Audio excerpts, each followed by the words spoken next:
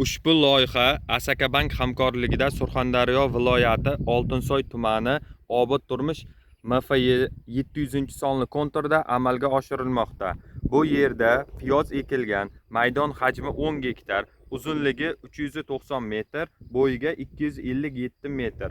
Bu yerdagi ekinlar zamonaviy usullar bilan parvarishlanmoqda.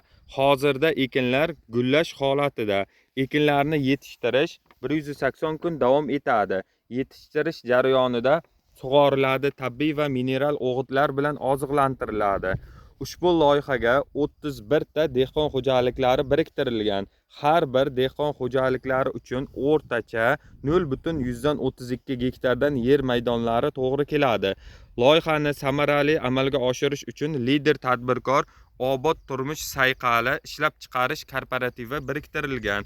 Ushbu loyiha bo'yicha har bir gektardan 35 tonna, jami 350 tonna hosil olish rejalashtirilgan. Mazkur ekin yig'ishtirib olingandan so'ng ikkinchi ekin ham yuqori daromadli ekin turini ekish orqali yer egalarining daromadlari yanada oshirib boriladi.